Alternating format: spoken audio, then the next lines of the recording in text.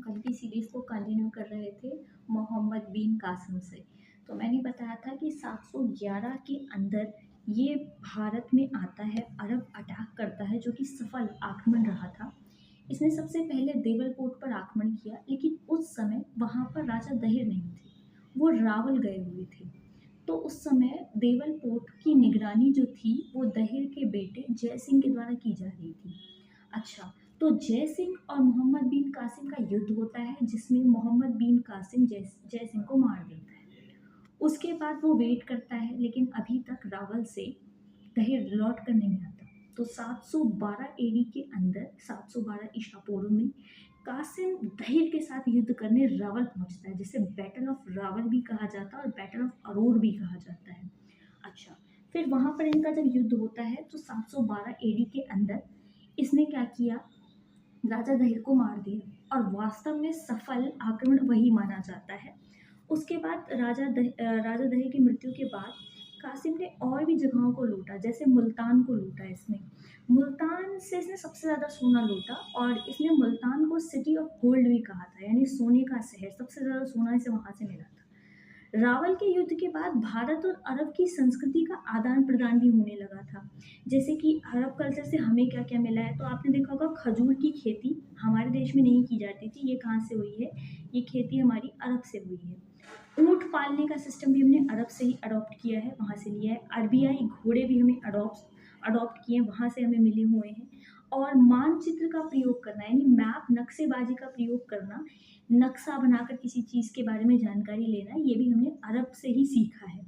Monsoon शब्द जो आया है हमारे पास, ये भी हमें अरब से मिला हुआ है।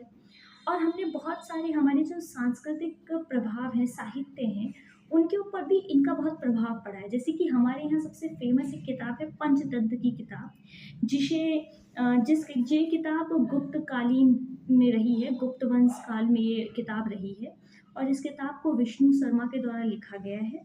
और इसी किताब का अरबी में ट्रांसलेट कर दिया गया था, और इस किताब को कलीला व दीवान किताब के नाम से जाना जाता था। और इब्न अल मुल्फ़फ़ा ने, शायद प्रोनाउंसिएशन में थोड़ी सी दिक्कत हो, बट ये इन्होंने ट्रांसफ़र की है। अच्छा, अगर मैं बात करूँ हमारे कल्चर के साथ साथ और भी बहुत सारी किताबें हैं जो इनकी अरबी भाषा में ट्रांसलेट की गई है। जैसे हमारे यहाँ चरक संहिता एक बुक है, सूर्य सिद्धांत एक किताब है, ब्रह्म संहिता जिसे अल फरोजी ने ट्रांसलेट किया है, और एक सूक्ष्म संहिता है। अच्छा, मोहम्मद बिन कासिम जब यहाँ पर आया, तो मोहम्मद बिन कासिम ने ज़बरदस्ती लोगों को या तो इस्लाम धर्म कबूल करने को कहा, या फिर इसने कहा जो इस्लाम धर्म को नहीं मानेगा उसे जजिया कर देना पड़ेगा। अच्छा, भारत के अंदर जजिया कर लाने वाला सबसे पहला मुस्लिम शासक भी यही रहा है। जजिया कर क्या होता है? तो ये एक धार्मिक कर होता है, रिलीजियस टैक्स बोलते हैं। इसमें 1/2 या 2/3 तिहाई, या फिर आप कह सकते हो 50%, या कह सकते हो 66.5% जो है ये टैक्स देना पड़ता है, और ये गैर मुस्लिम देते हैं। गैर मुस्लिमों में कौन कौन से आते हैं? तो इसमें ब्राह्मण ये टैक्स नहीं देते, महिलाएं ये टैक्स नहीं देती, विकलांग लोग इस टैक्स को नहीं देते, और विधवाएं ये टैक्स नहीं देती। बाकी जितने भी ऐसे लोग हैं जो मुसलमान नहीं है, उन सभी को ये टैक्स देना पड़ता था। अच्छा, और हमें इसकी जानकारी कैसे मिली है? तो इन सभी चीज़ों की जानकारी हमें एक किताब से मिलती है, जिस किताब का नाम है चर्चनामा। अच्छा, राजा दहिर के पिता का नाम था चर्च, और उन्हीं के नाम पर ये किताब का नाम रखा गया था चर्चनामा, जिसके अंदर इस सभी चीज़ों की जानकारी दी गई है। अच्छा, इसके राइटर कौन है ये तो हमें नहीं बताया गया, लेकिन इस किताब का अनुवाद जिन्होंने किया, जिन्होंने इसको ट्रांसलेट किया अपनी भाषा में, वो थे अली अहमद जी और अबू बकर जी। ये दोनों जो थे सुन्नी मुसलमान कहे जाते थे, तो इनके द्वारा इस बुक को अरब भाषा में ट्रांसलेट किया गया। अच्छा, अब भाई मोहम्मद बिन कासिम मरा भी तो होगा, ऐसे थोड़ी ना रहा होगा इतने टाइम तक। तो मोहम्मद बिन कासिम की अगर मैं बात करूँ, तो देखिए इसके मरने की ना दो बातें बताई जाती हैं। एक तो हमारी चर्चनामा किताब के अनुसार बताई जाती है, और एक इनकी अरबी ग्रंथ के अनुसार इसकी मौत की खबर बताई गई। जैसे मैं बात करूँ, हमारी चर्चनामा किताब के अनुसार बताया गया है कि राजा दहिर की दो रानियां थी, एक थी रानी देवी और एक थी लाडो देवी।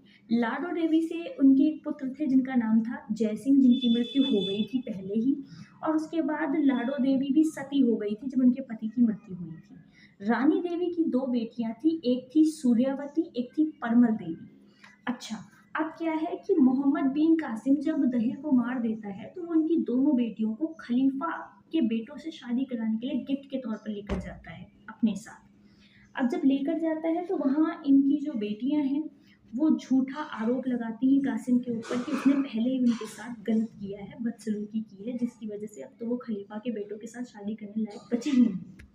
जिसकी वजह से वहाँ के जो राजा थे उनको भाई गुस्सा आया और उन्होंने आदेश दिया 715 एडी के अंदर कि मोहम्मद बिन कासिम को उसकी हत्या करवा दी जाए। तो इस तरीके से कहा जाता है कि 715 एडी में उसकी हत्या करवा दी गई थी। लेकिन अगर हम बात करें अरबी ग्रंथों के अनुसार, तो उसमें बताया गया है कि मोहम्मद बिन कासिम से खलीफा के व्यक्ति एक राजा थे जिनका नाम था अल-हज़ाज़, जिन्होंने उन्हें भेजा था।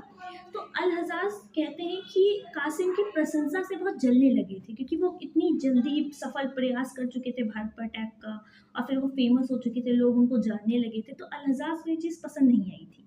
तो राजा अल-हज़ाज़ ने आदेश दिया था कि 715 एडी के अंदर बताया गया था कि आदेश दिया कि जो कासिम है उसे चमड़े के बक्से में बंद करके लेकर आए, और कहा जाता है कि जब उसे बंद करके लाया गया था तो दम घुटने की वजह से उसकी मृत्यु हो गई थी।